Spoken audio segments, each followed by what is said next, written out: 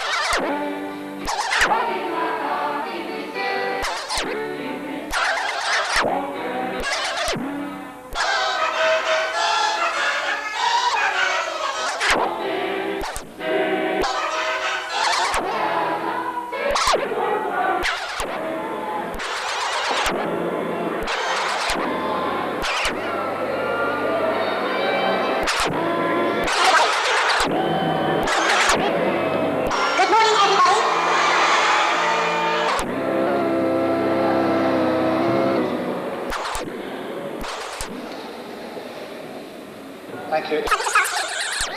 First of all, to make sure now, and remind you that there is to be a very precious occasion for these children, and so we ask for no photography or video during the Mass. And we have one person who is making an official video. Watch, please. The children are nervous enough to see. You want them present here with that wonderful atmosphere of prayer. We just had at 10:30 a beautiful Mass. Because all so earnestly on that. Just gonna you, and then when the bell rings, once Annie has joined us again, we just have a moment of silent prayer.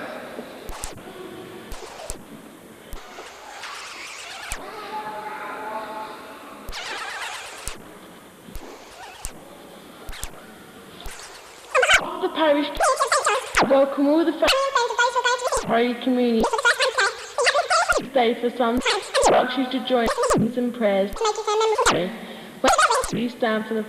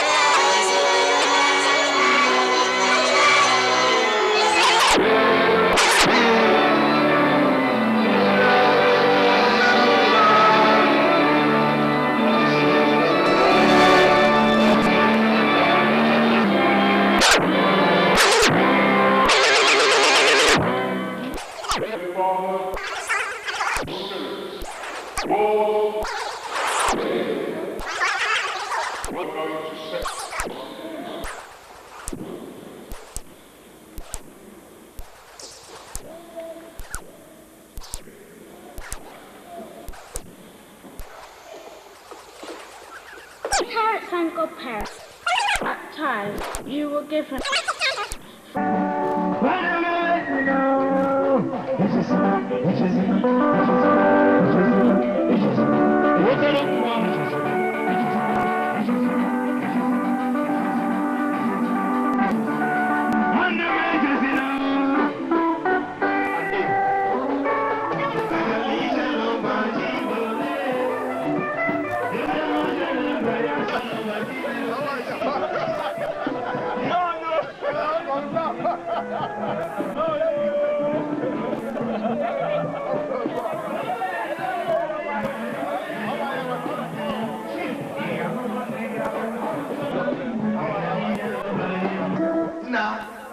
I want to come on, I think I need to go to the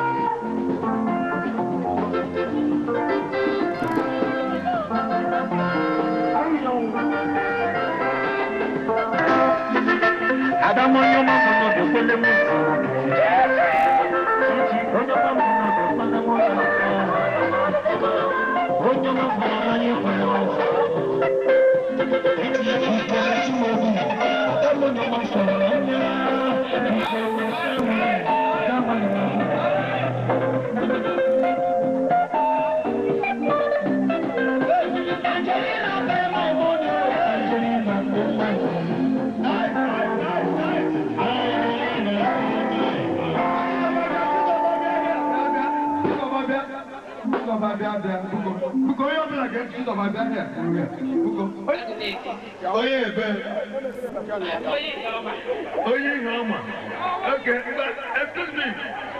Buko,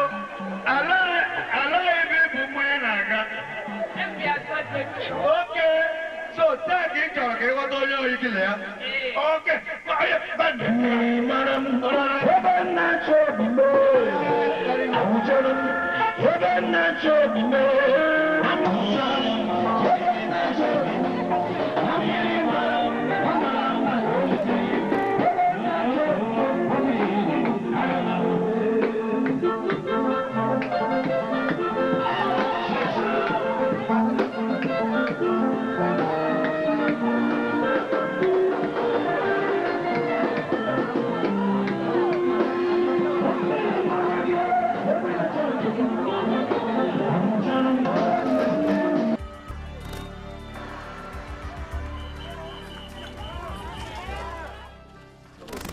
The new Diana was not afraid to involve herself with political issues.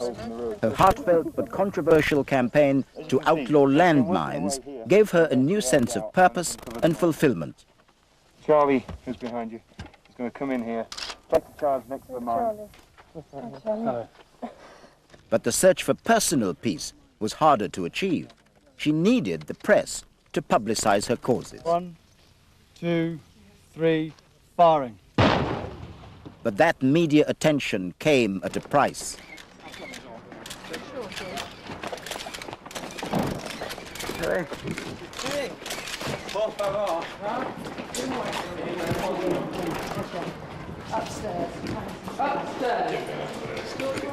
It made her very angry when she was trying to relax. And when all she wanted was time out, time to discuss, girl talk, basically. That's it. That's all she wanted, a bit of peace. And she was never, ever, ever allowed it.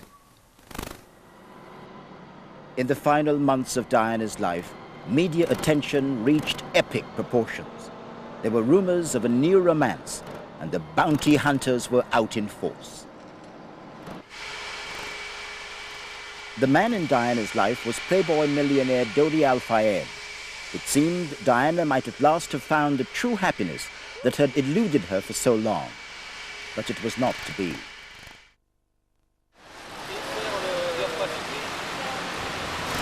On August 31st, 1997, Diana and Dodi perished in the mangled wreckage of their car in a Paris underpass.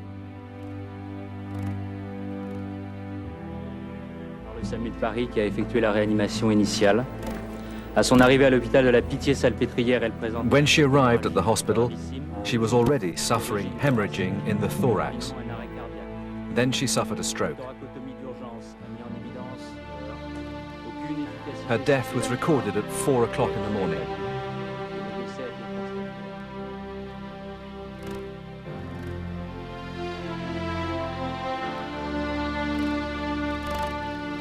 The Prince of Wales flew to Paris to bring Diana's body home.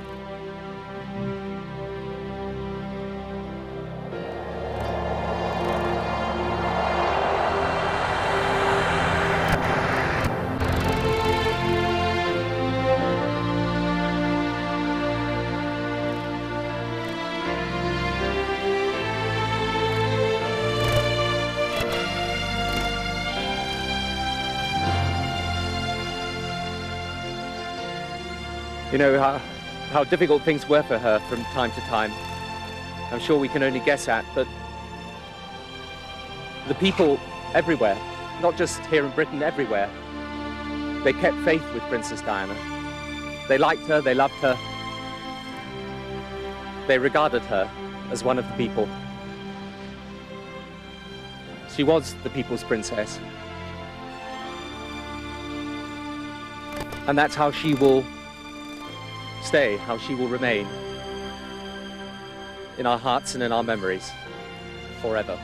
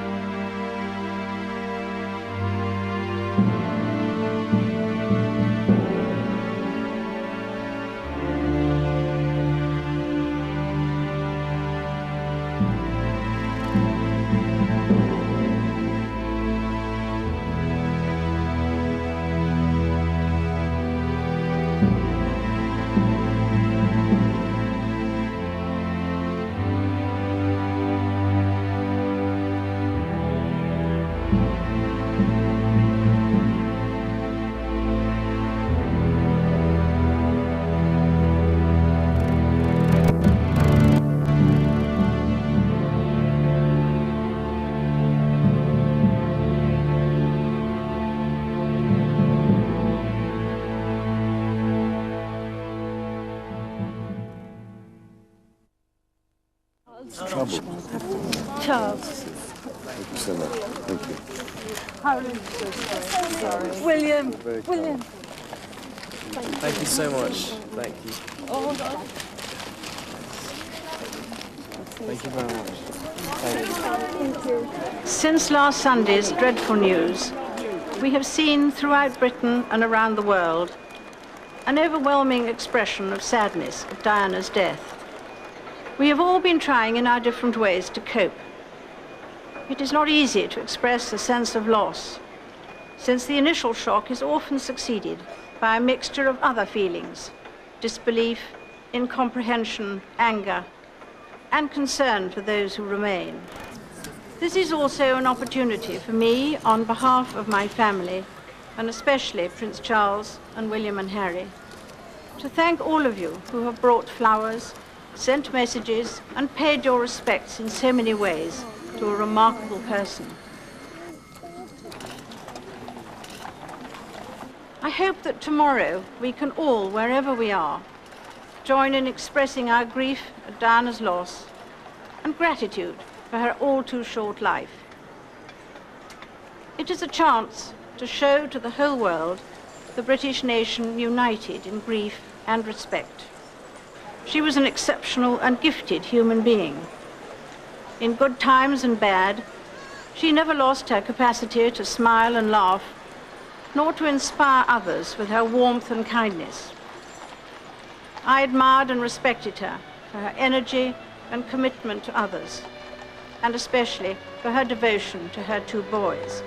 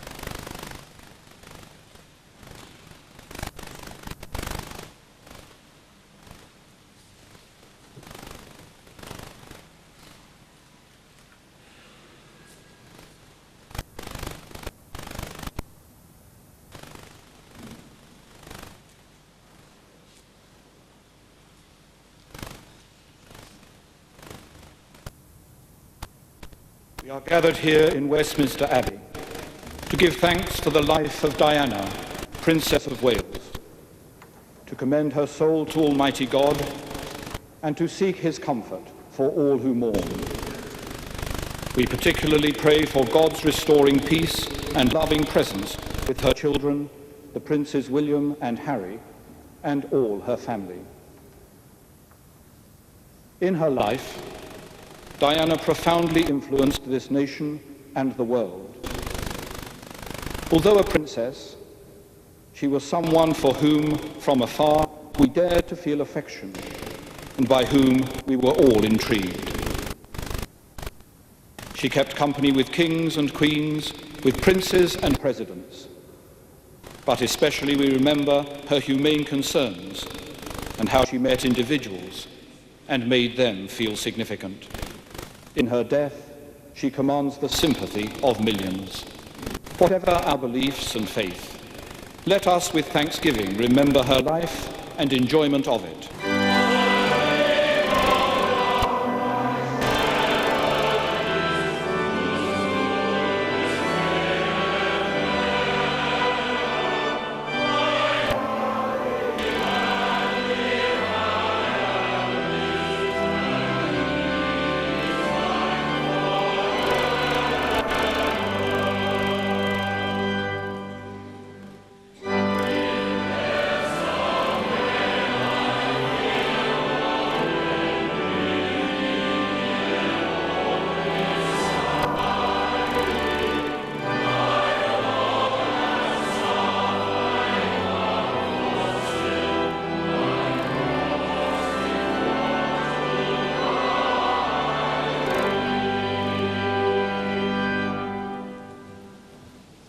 Though I speak with the tongues of men and of angels, and have not love, I am become as sounding brass or a tinkling cymbal.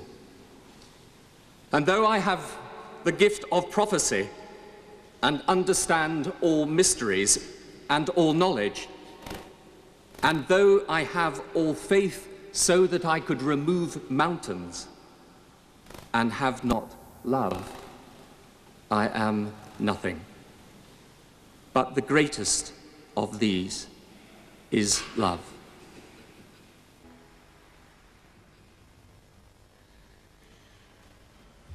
Diana explained to me once that it was her innermost feelings of suffering that made it possible for her to connect with her constituency of the rejected. And here we come to another truth about her. For all the status, the glamour, the applause, Diana remained throughout a very insecure person at heart, almost childlike in her desire to do good for others so she could release herself from deep feelings of unworthiness, of which her eating disorders were merely a symptom.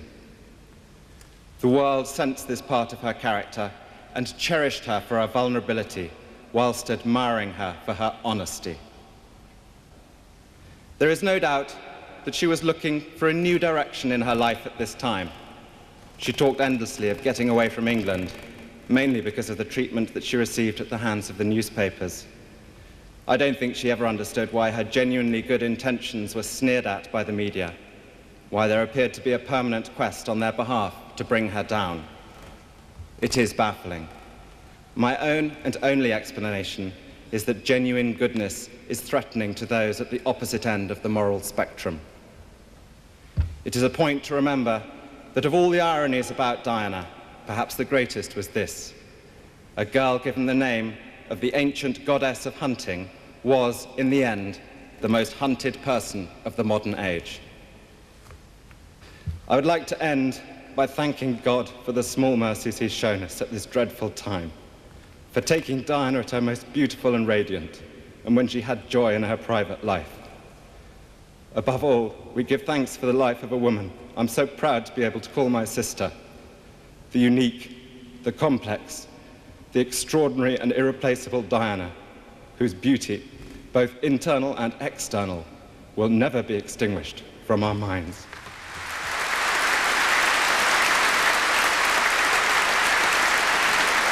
We give thanks to God for Diana, Princess of Wales, for her sense of joy, and for the way she gave so much to so many people. Lord, we thank you for Diana, whose life touched us all, and for all those memories of her that we treasure. We give thanks for those qualities and strength that endeared her to us, for her vulnerability, for her radiant and vibrant personality, for her ability to communicate warmth and compassion, for her ringing laugh, and above all, for her readiness to identify with those less fortunate in our nation and the world. Lord of the loving, hear our prayer. We pray for those most closely affected by her death, for Prince William and Prince Harry, who mourn the passing of their dearly loved mother. The Princess will be especially missed by the many charities with which she identified herself. We recall those precious images, the affectionate cuddle of children in hospital, that touch of the young man dying of AIDS, her compassion for those maimed through the evil of landmines, and many, many, many more. Our Father, who art in heaven, hallowed be thy name. Thy kingdom come, thy will be done, on earth as it is in heaven.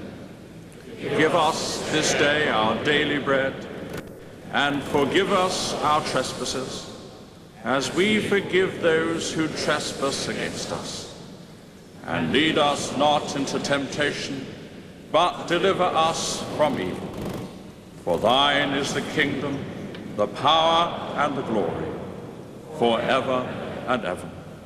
Amen.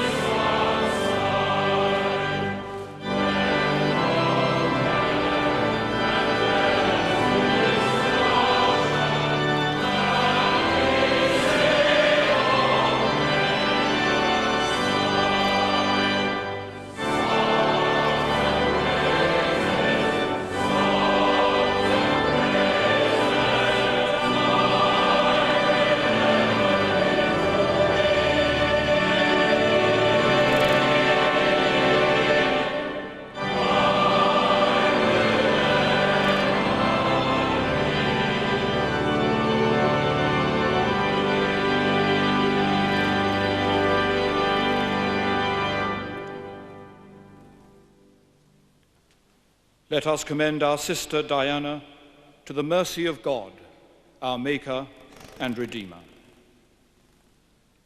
Diana, our companion in faith and sister in Christ, we entrust you to God. Amen.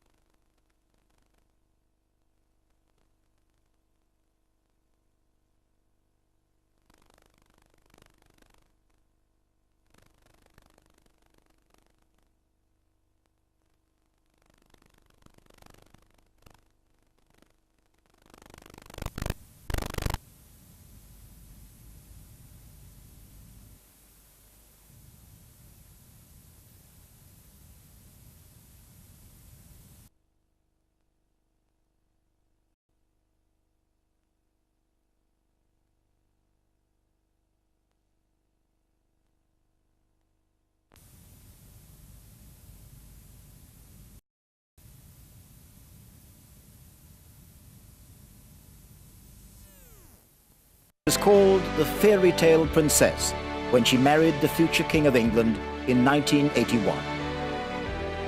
The demure nursery school assistant blossomed into a radiant beauty, became the most photographed woman in the world. But she used that fame to lighten the burden of others and was loved by millions of people who never met her.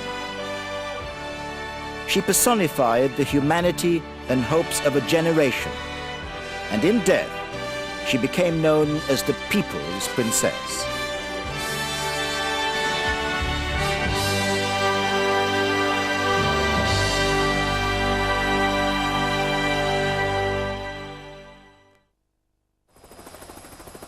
Diana was born into an immensely grand and long-established family with a stately home and extensive acres in Northamptonshire and strong royal connections.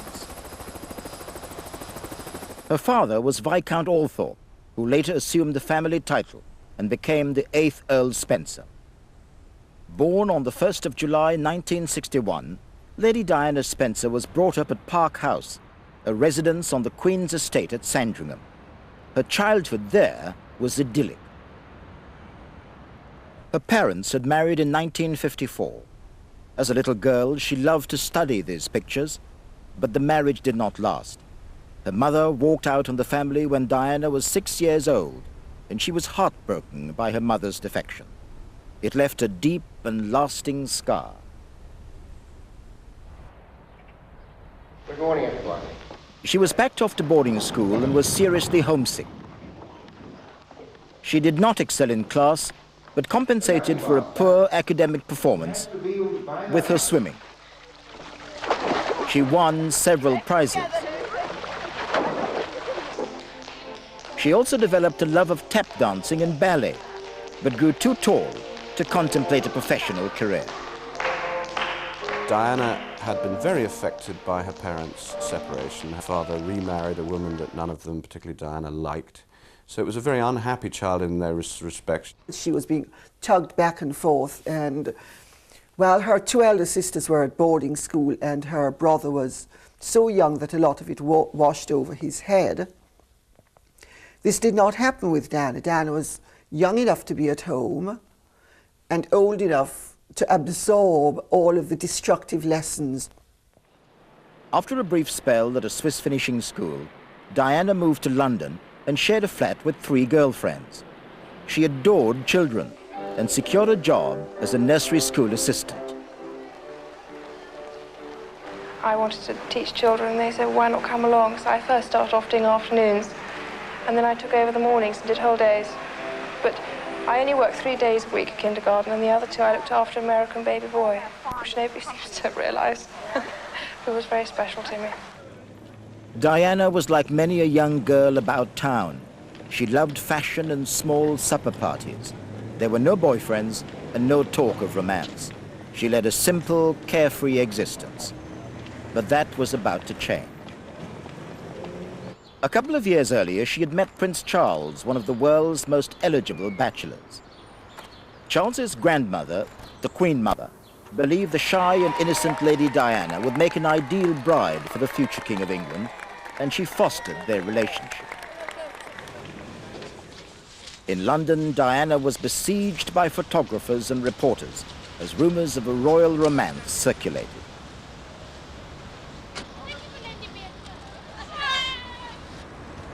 How well are you coping with all the press attention? Well, as you can see, you can tell. Are you bearing up with it quite well, though? Because it must be quite a strain with all of us after you. Well, it is, naturally. You're coping with it all right, though. You seem to be doing very well. Well, I'm still around. The rumors grew in strength, and the press became more persistent. For Diana, it was a foretaste of things to come.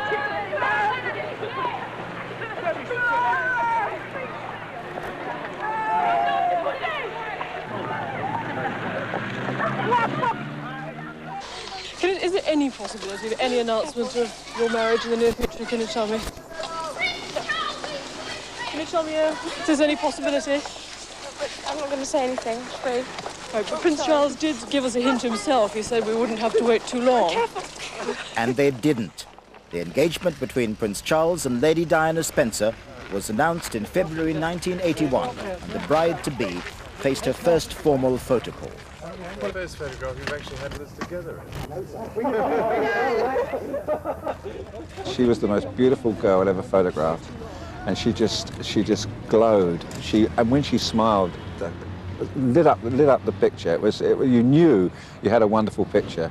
And when she looked down your lens, and those eyes always made up properly, always beautiful. They were just sensational pictures. You just couldn't afford to miss anything she did.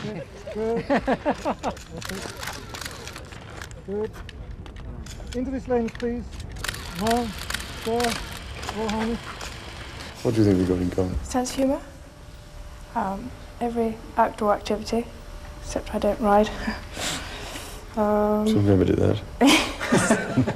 Lots of things, really. What about you, sir? No, I think certainly, I mean, all sorts of things. Certainly a sort of love of the outdoors, and she's a very energetic character as well, which is very encouraging. And music and interests like that, and skiing. Can you find the words to sum up how you feel today, both of you? Difficult to find the right sort of word, isn't it, really? Just delighted and happy. And I'm amazed that she's been brave enough to take me on. And I suppose in love. Of course. Whatever in love means.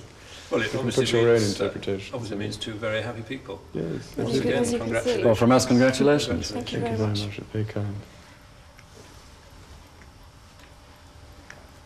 It was a very revealing moment, I think, the engagement interview, when they were asked, quite rightly, if they were in love. She said, of course, which is interesting looking back at her instinct of public relations, which we've seen since was already functioning then at that very young age. Charles, in his ponderous way, said, whatever love is. That now seems very significant, because I don't think he ever was in love with her. I think he entered into this marriage in an entirely cynical frame of mind. We now know that he had this mistress, Mrs. Parker Bowles, who he'd already had an affair with, continued during the marriage. When Prince Charles started to take an interest in her, I think she genuinely did fall in love with him, as what 17-year-old wouldn't if the 30-year-old future King of England threw himself at your feet. I think any girl would have fallen in love with the idea of Charles, the idea of his future, the idea of their future together, whatever he himself was actually like. And there were many aspects of him that were very appealing. He promised her a happy family life.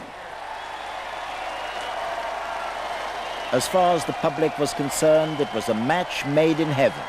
And on the 29th of July 1981, the stage was set for the wedding of the century at St. Paul's Cathedral in London.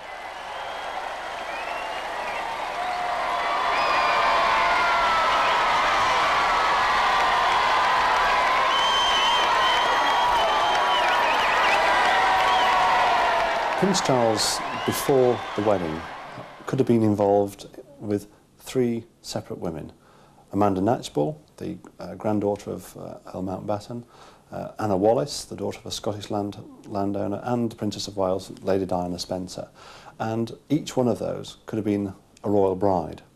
And he, in his public pronouncements, said that he wasn't looking for somebody to be in love with, but he was looking for a companion, a friend who would and really be able to help him in a very difficult job.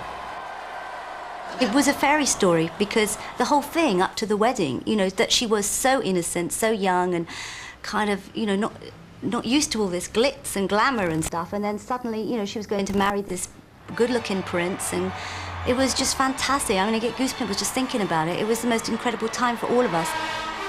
Diana's Emmanuel designed dress brought gasps of admiration. It symbolized everything about a royal match that had captivated the world. It's just like designing for any other bride, except that you had to keep in the back of your mind the fact that there's, I don't know how many billions of people were going to be watching. And, you know, they could see the nerves and everything, and it was those imperfections that showed that she is a human being, that she was living a fairy story.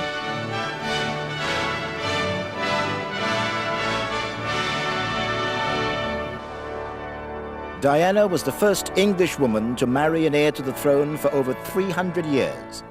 she was just 19 years old, an English rose, and the royal family rejoiced.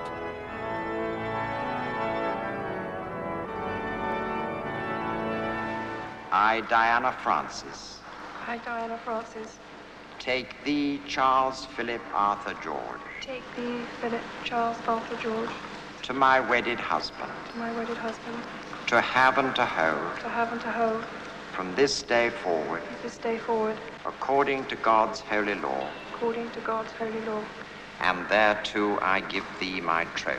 and thereto I give thee my troth.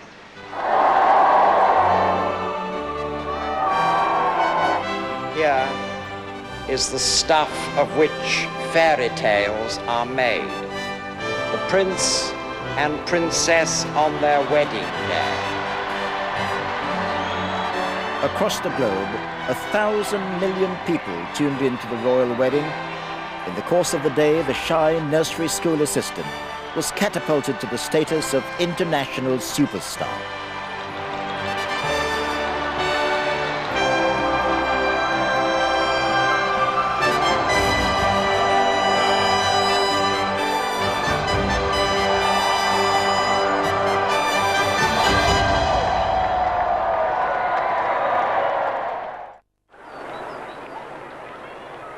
The newlyweds began their honeymoon in Gibraltar before cruising the Mediterranean on the royal yacht Britannia. But all was not well. Diana suffered a recurrence of bulimia, the eating disorder. Bulimia is something she'd had in her teens before she got married, but the consensus, I think, is that it's one of those things that if the person is happy and fulfilled, then it goes away. And it's always got the potential to come back if that person's life goes wrong for any reason. It was after Diana had, for instance, on their honeymoon, discovered photographs of Camilla fluttering out of Charles's diary, Charles wearing cufflinks that Camilla had given him in the early weeks of their marriage. What kind of a start is that to a marriage? And it's not surprising that the bulimia quite swiftly came back. In reality, the royal couple were emotionally and intellectually incompatible. There was a 12-year age gap, and their interests differed widely. But on their return from the honeymoon, Diana gave no hint of her waning romantic illusions. Madam, how are you enjoying married life? Highly recommend it. How do you like Balmoral as a place? I think Diana, in many ways, was probably quite a difficult girl to be married to. But let's not forget, A, that she was very young, B, that she got no help at all in this extraordinary change of life. On the surface, at least, the early days of Diana's marriage appeared happy and contented.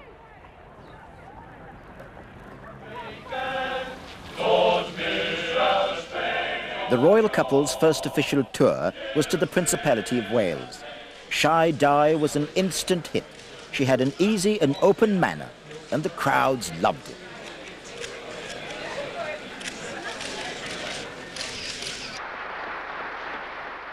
The young princess made her first faltering attempt at speech-making, which she always found difficult.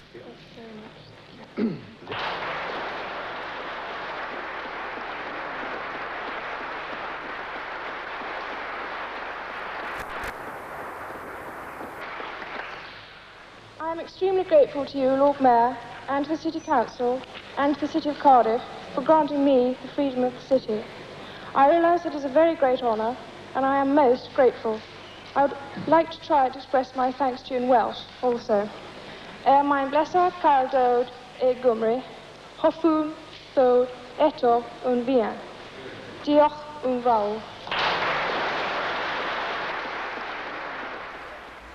But Diana was struggling to come to terms with the restrictions of court life.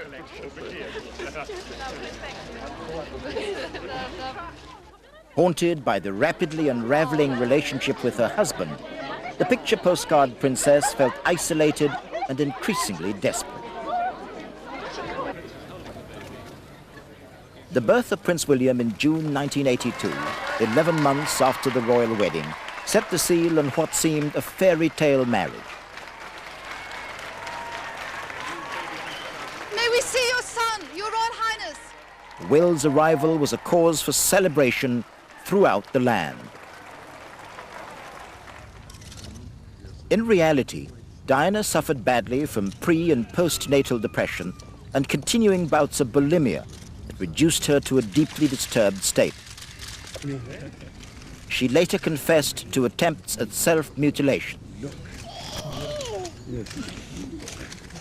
Nevertheless, the birth of a second in line to the throne gave both parents great joy and brought a new focus to Diana's life. She was determined that her young son would know the close love and attention she'd been starved of in her own childhood. In 1983, Diana accompanied her husband on their first overseas tour to Australia. But in a break with royal protocol, she insisted that baby came too. It was a populist stance that instantly endeared the young princess to an adoring Australian public. Now for all of our students on here today, good morning, girls and boys.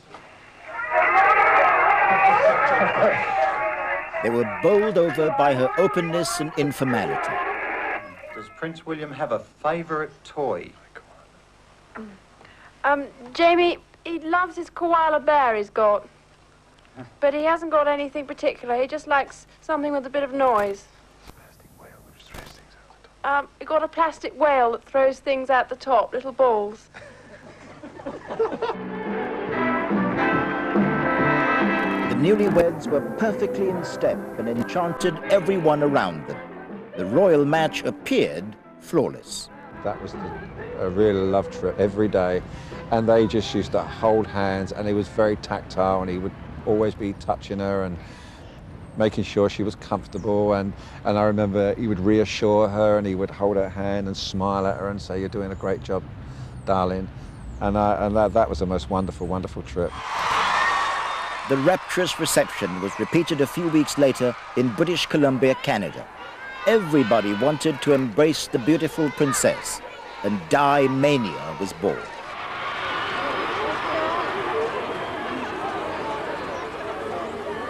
It's just so beautiful. I'm just so privileged. I can't believe I did that. Ironically, it was her overwhelming popularity that placed a further strain on her relations with Charles. I've come to the conclusion that really it would have been far easier to have had two wives.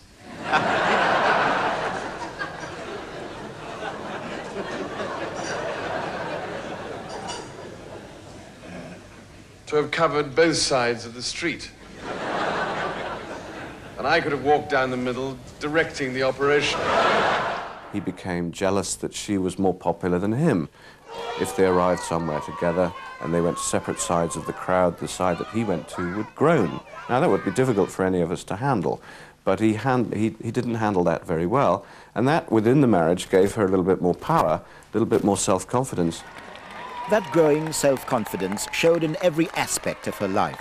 The shy young girl who first stepped onto the public stage and into the glare of international publicity had little fashion sense. That changed rapidly. She did look like a county girl. You could tell that she was sort of, trying to work out what the style was. She knew that there was a style. I think she had an idea that she wanted this glamorous image, which is what she was very good at and is what she portrayed.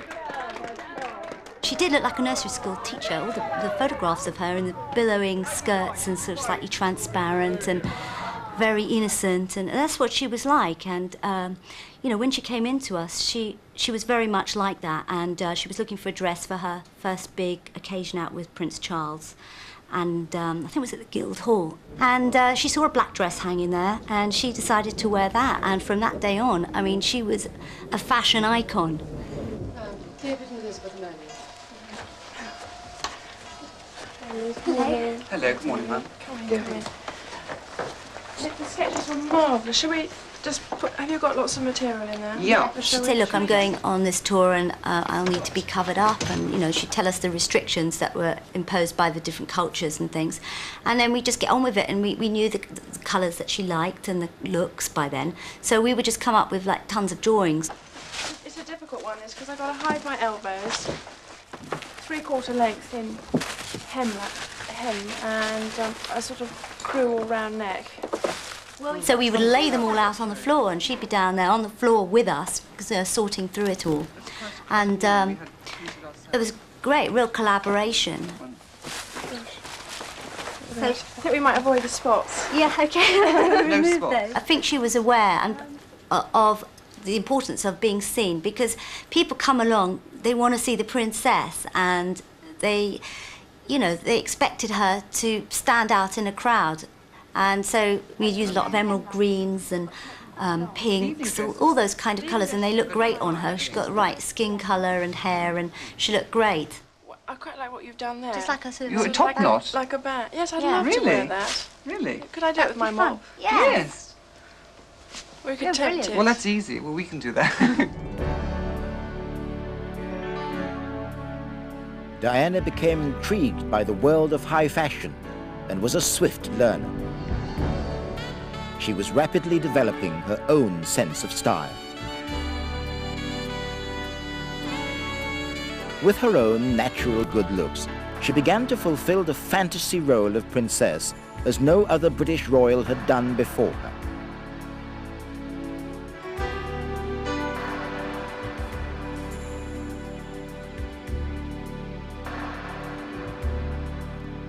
She's very, very soon got out of that sort of little girl thing of the early 80s around the marriage. And, you know, give her 5 years, given her 4 years, 5 years, she was looking like a sort of a Hollywood actress.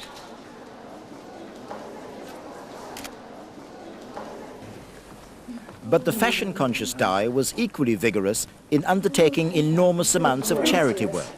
It became one of the central pillars of her life. Will my hubby be down from Scotland then? Because I'd quite like to go with him. Yes. Will he be down, or will it be on my I don't own? think he will. I think he'll still be. He'll still be up in Scotland. Yes. I think it's all right to go on my own, something like this. 'Cause it's quite a big occasion. It's a big occasion, but it is for your charity. Is it going to be for birthright? No, Help the Aged. Help the Aged. You attended. As if to fill the emotional void in her marriage, she played an increasingly important part in attracting publicity and money for uncomfortable causes such as leprosy, the homeless and the aged. Working for Help the Aged as our patron, she did more to raise the profile of older people, both in the tragic circumstances, frailty and vulnerability, as well as in the joyous circumstances. She could celebrate older people's lives and loved to hear their stories. We're always kneeling on things like this, wasn't there? Yes, just backing them. I didn't What do you actually. actually stuff it with? What do you put Well, inside? there's sort of. Show you this.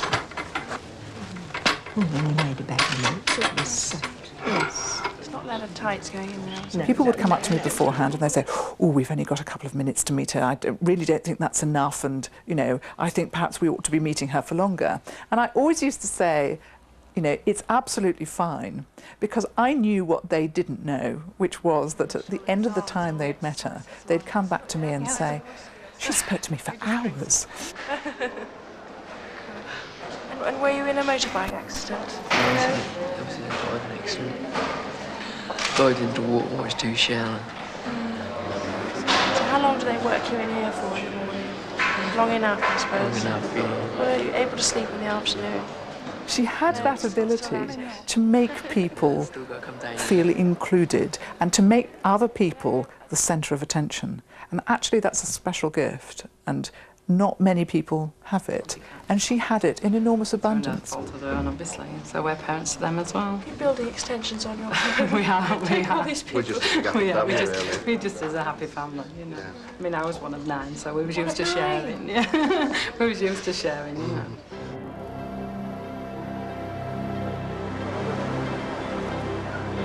As a member of the British royal family, Princess Diana's daily duties encompassed almost every conceivable situation. Despite the many problems she faced in her personal life, she tackled each official engagement with grace and aplomb.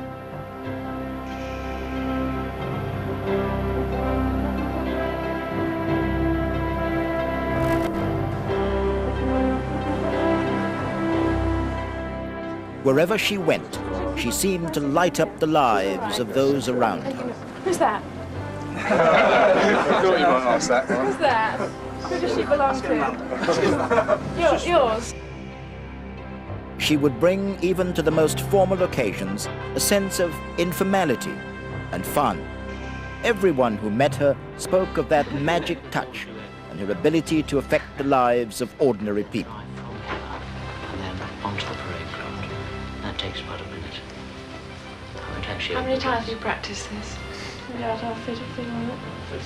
I think that's very good. You think that's all right? Yes, I think it's absolutely splendid. You can't really say much else, can you? It's lovely, thank you very much. I'm proud.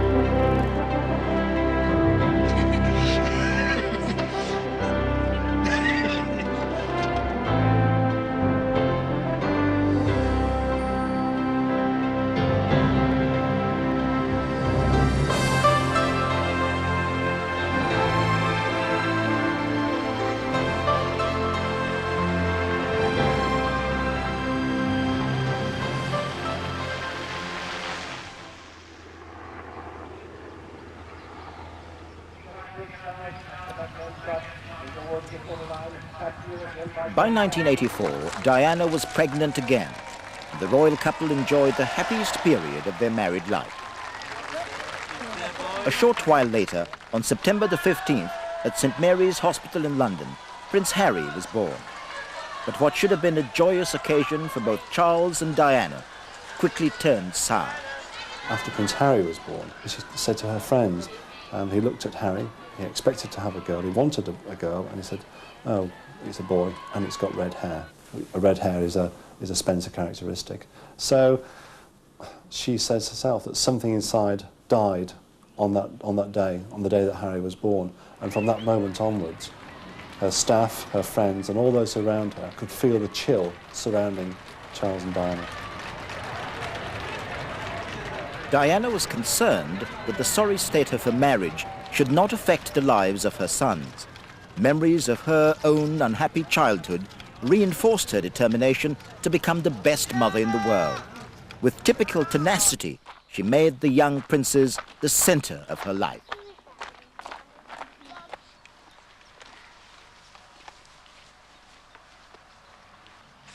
Mine, can I lead in, please? Will you promise to walk slowly? That's much better. Nice and slowly. That's better for Harry. Good boy. Her life was her son's. They meant really everything to her, and she had a very close relationship with them both. She really has guided them through so much and prepared William certainly for the role ahead of him. And I think he will miss her more than words can possibly say.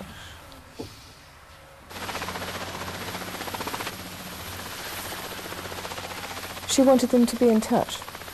That for her was the most important thing, not to be isolated. I think the monarchy has been very isolated, and she lent it a very human side with all the work that she did. And she was always keen to impress on Prince William and Prince Harry how important that was to stay in touch. I think that would be the single message that both of them will remember from her, that and her extraordinary compassion for other people. The royal couple were living a lie. Their marriage was on the rocks, but the royal roadshow had to go on. Once more, Australia. We're off. The marriage of the century of which dreams are made had become a tyranny of togetherness. Good luck. And placed it to the fence now, the length and a half, then Vida and under Rosen there, followed by Black Knight. 300 to go. Our boyfriend under the whip, a length and a half in front of Butternut and Coiro. Only the closest insiders could have detected the fragile state of Diana and Charles's marriage.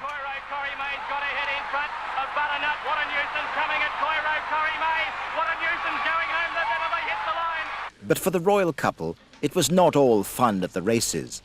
Overseas tours were long and arduous and made more difficult by a strained relationship and schedules that didn't always go according to plan. Change your birthday. Well, there's a problem with the runway at Palm Beach. Not possible. What do you mean later? No, Later tell what? us. That we may have to drive to Miami and take off from there. So Which is a mere 5 hours drive, wasn't no, it? it's not. Six. 45 minutes. About 45 minutes. So we'll get back to Bristol by midnight. I think it might just tip us over to midnight. That's all right, because it's 6 o'clock our time, isn't it? Body time. Oh, that's a all good way of looking at it. Still be drinks time for you. I'm working on that. Yes, right. So no press statement, just official photographers for this recording. Hello, my little top. 10 to 8, 10 to 8. Yes.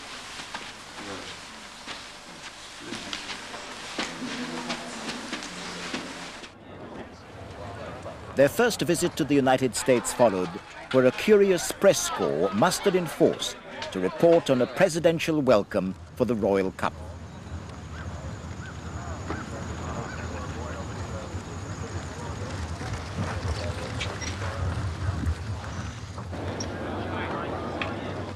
For Diana, it was a widening of her horizons, a portent of things to come.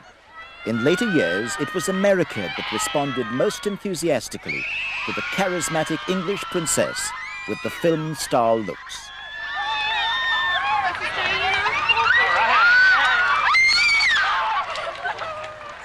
She is so thin, it's disgusting. She's beautiful. She's great. She's beautiful. She's great.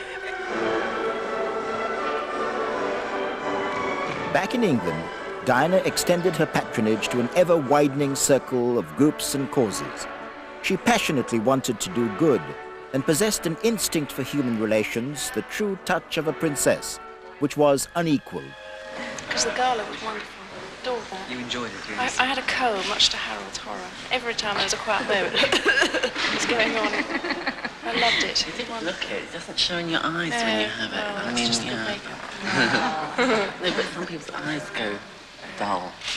You must have felt rotten though, having to sit through it all. No, it's all right now. I just get embarrassed. And you know when you're not supposed to cough, you cough more. Yes, of course, you can't control it. And the bachelor's dress, of course. Yes.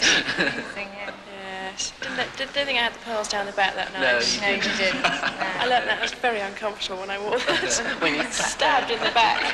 Swing.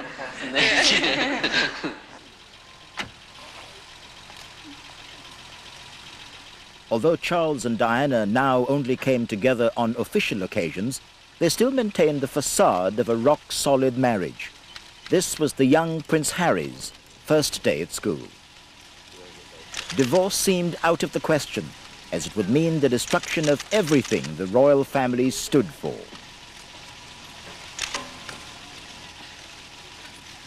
Meanwhile, they both looked elsewhere for the affection and support that they had failed to give each other. For Charles, it meant a return to Camilla Parker Bowles, the love of his life. I think there were a few years while the children were being born when he kept her at a distance, but the friendship remained, and the friendship always had the capacity to become sexual again, which I think it did long before the marriage had irretrievably broken down. The marriage broke down because of his relationship with Mrs. Parker Bowles. And if Diana had 2 or 3 lovers after the irretrievable breakdown of the marriage, so what? Psychologically, I think men and women will understand that Diana, the world's most famous, the world's most attractive woman, deserved to fall into 1 or 2 subsequent arms to have the happy family life she's always wanted and always been denied.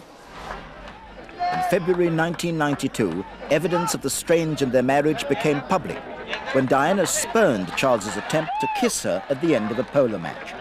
A 6-day official tour of India became a tale of 2 tours, with Charles and Diana going their separate ways.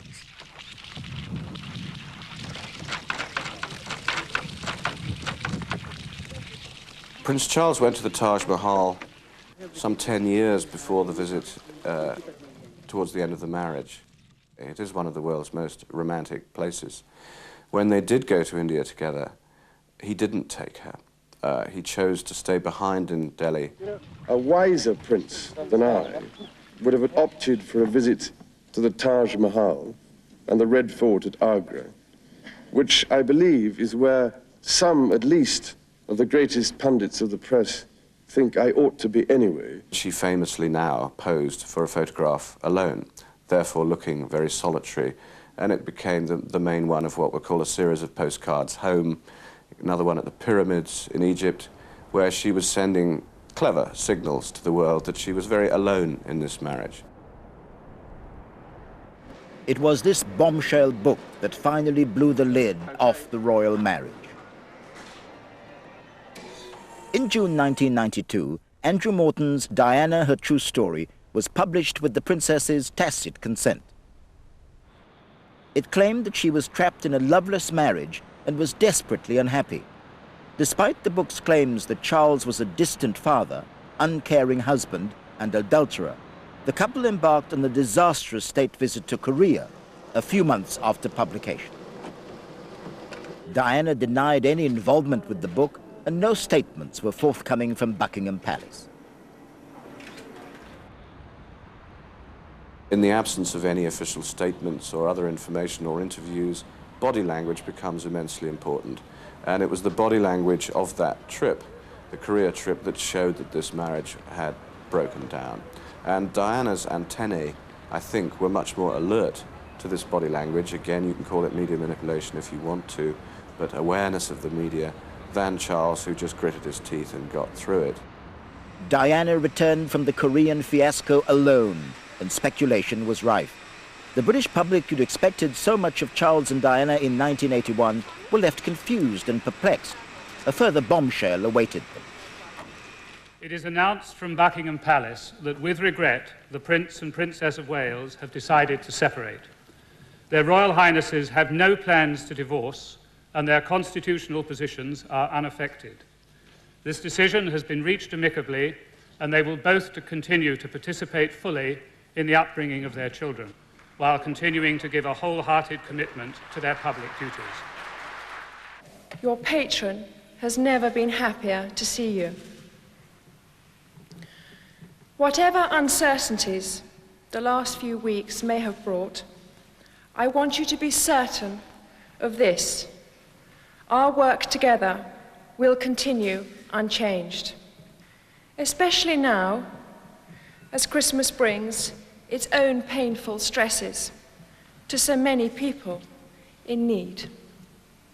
The sick, the old, the handicapped and the homeless, the lonely, the confused and the simply unloved, who are needing your help more than ever. A new era opened in Diana's life. She now threw herself, body and soul, into charity work, using her personal magnetism to draw support for some of the most difficult causes. When you look through Diana's life, you see that she's always been slightly rebellious. Her work for AIDS was very much against the royal rules. I mean, they tend to stick to very traditional charities. And the very fact that she was prepared to cuddle AIDS victims, shake their hands without gloves, helped to break down much of the mythology surrounding AIDS. And in that respect, I think she did an enormous amount, not just in Britain, but around the world, to help to break down those taboos.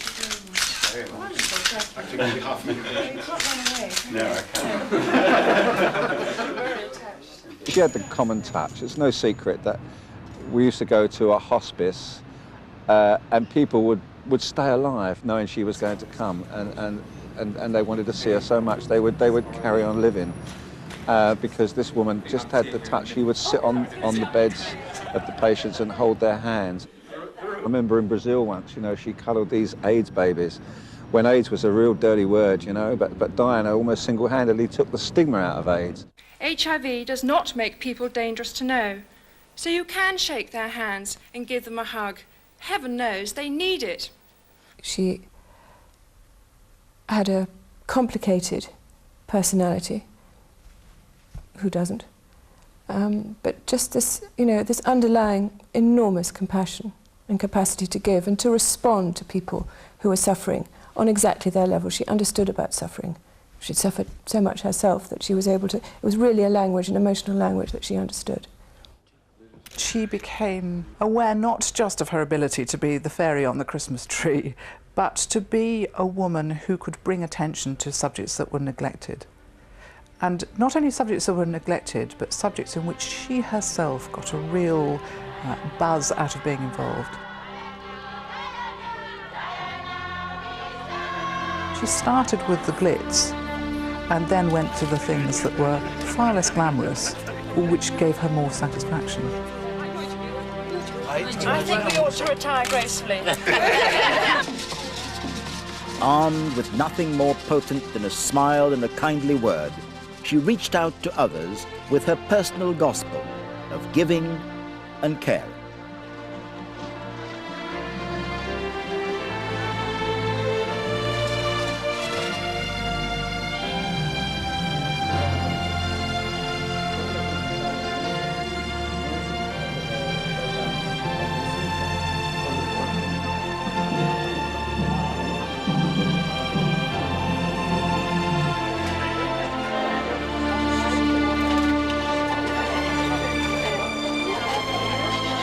When she had returned from various engagements, often she would cry. She was completely depleted by what she had done. And I think very often what the public saw was this extraordinary woman going about her job. And I think very often they thought it was easy, but it was not easy for her. It absolutely drained her. She had an extraordinary life force. She was a very magnetic person, and she harnessed that to good use.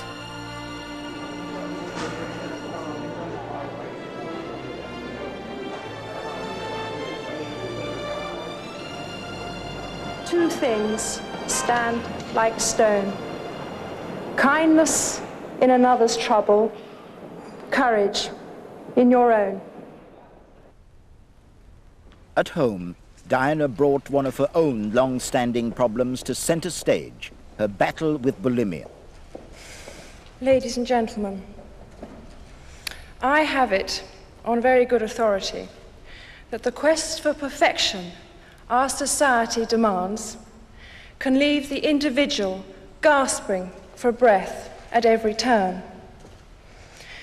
This pressure inevitably extends into the way we look.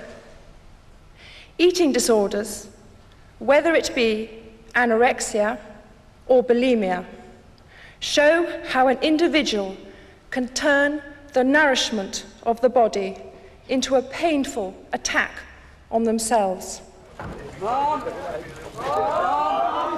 Diana's body and face were her power, but her curse too. She had become a fashion icon and the most photographed woman in the world. But the constant scrutiny of her clothes and appearance made her a prisoner of her own celebrity. She developed a love-hate relationship with the press.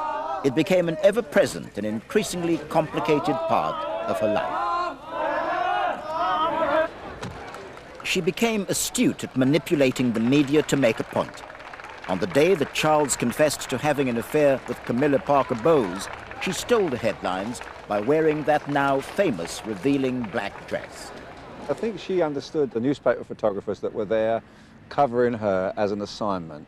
She used to get pretty upset with some of the paparazzi who were there just to make her get angry, see her not looking at her best, to get as much money for their photographs as they could. And for them, she ended up despising them.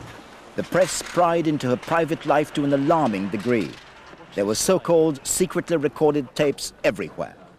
First, Diana-gate, allegedly a conversation between Diana and a male companion.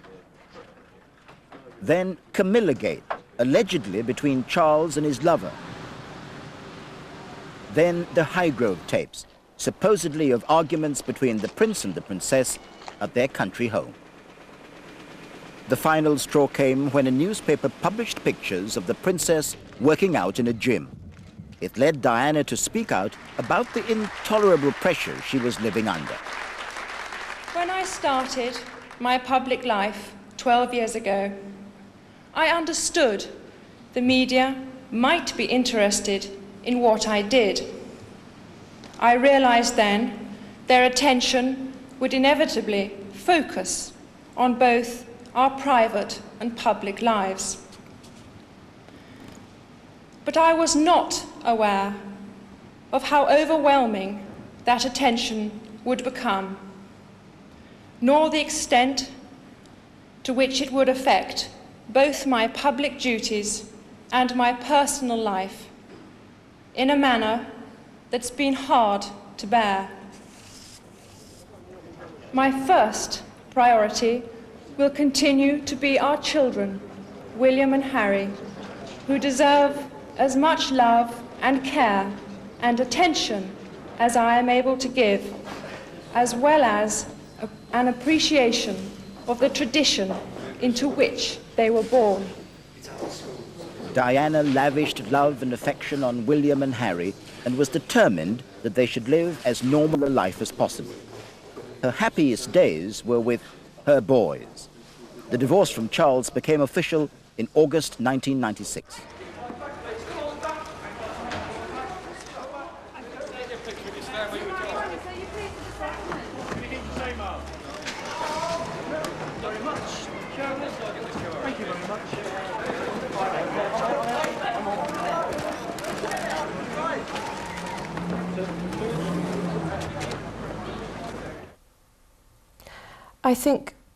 I think the big mistake was removing her title at the divorce. Not that she minded about that sort of thing. She never stood on ceremony. That wasn't her way at all, as anybody who's worked with her and seen her going about her work would vouch for. But I don't think what she didn't anticipate is that when it was removed, there was a barrier. It was an invisible barrier that protected her. And then when that was removed, she was suddenly very vulnerable.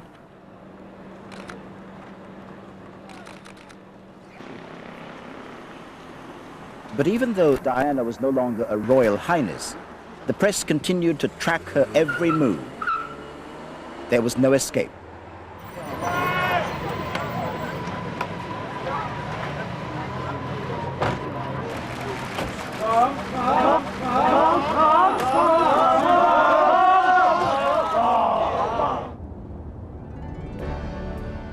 After her divorce, Diana made a symbolic break with the past.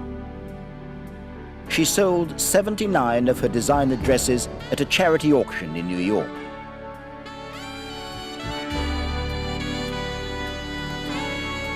It was typical of the Queen of Hearts that she chose to make a new start by raising money for people less fortunate than herself.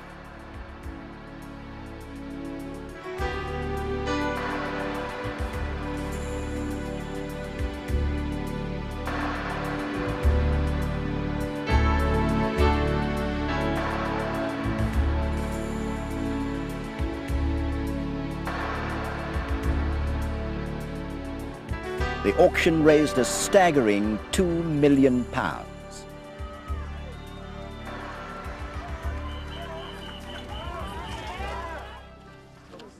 The new Diana was not afraid to involve herself with political issues. Her heartfelt but controversial campaign to outlaw landmines gave her a new sense of purpose and fulfillment. Charlie, who's behind you, is going to come in here, place the charge next to the mine. Charlie. But the search for personal peace was harder to achieve. She needed the press to publicize her causes. 1, 2, 3, firing. But that media attention came at a price.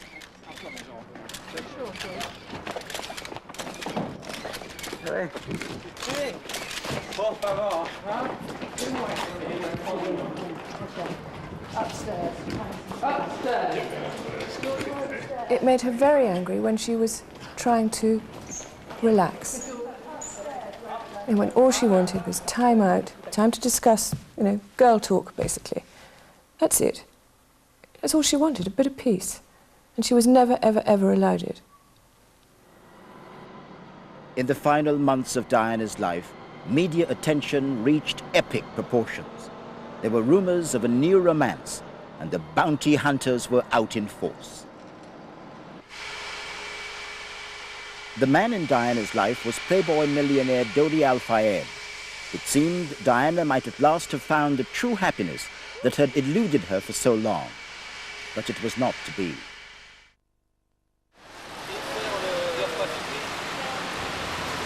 On August 31st, 1997, Diana and Dodi perished in the mangled wreckage of their car in a Paris underpass.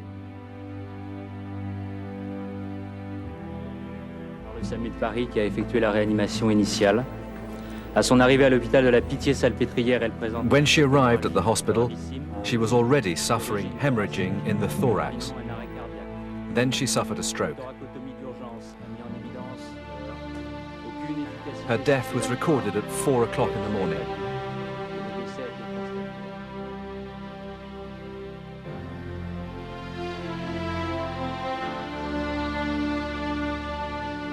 The Prince of Wales flew to Paris to bring Diana's body home.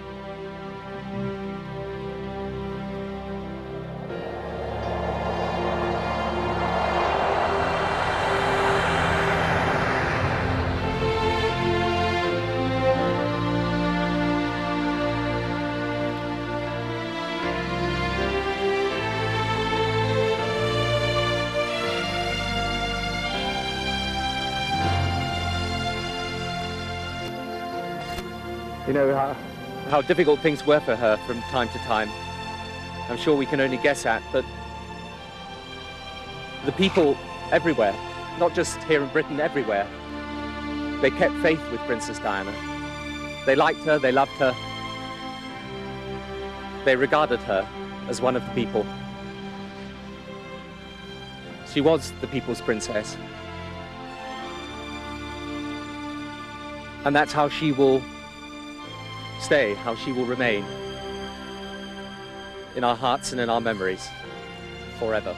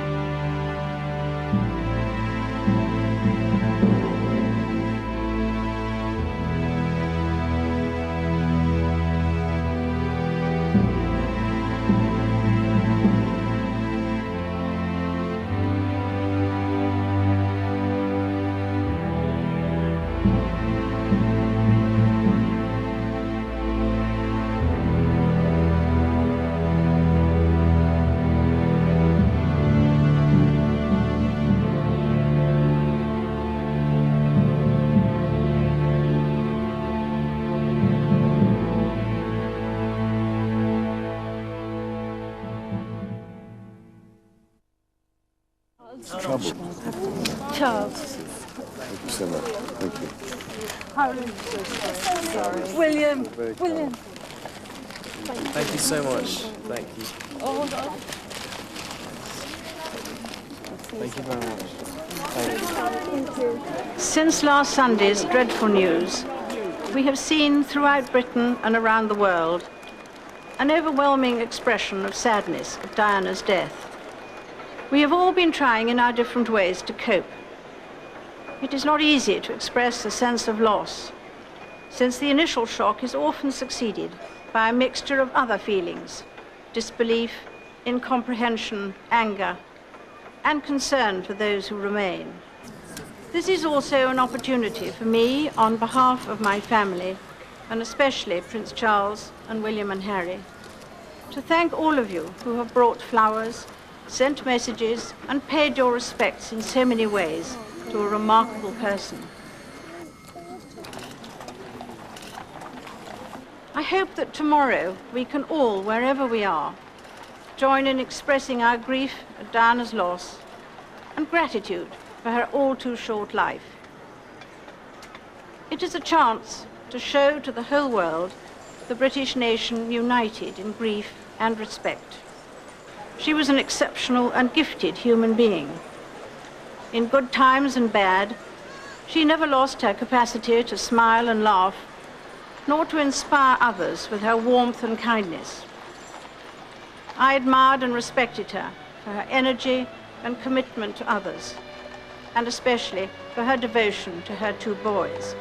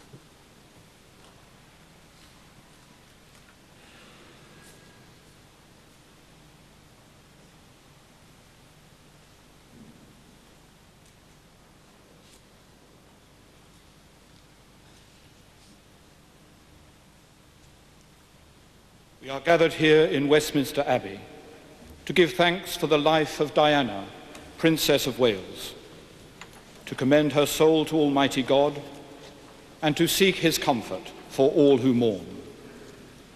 We particularly pray for God's restoring peace and loving presence with her children, the Princes William and Harry, and all her family. In her life, Diana profoundly influenced this nation and the world. Although a princess, she was someone for whom, from afar, we dared to feel affection, and by whom we were all intrigued. She kept company with kings and queens, with princes and presidents. But especially we remember her humane concerns and how she met individuals and made them feel significant. In her death, she commands the sympathy of millions. Whatever our beliefs and faith, let us with thanksgiving remember her life and enjoyment of it.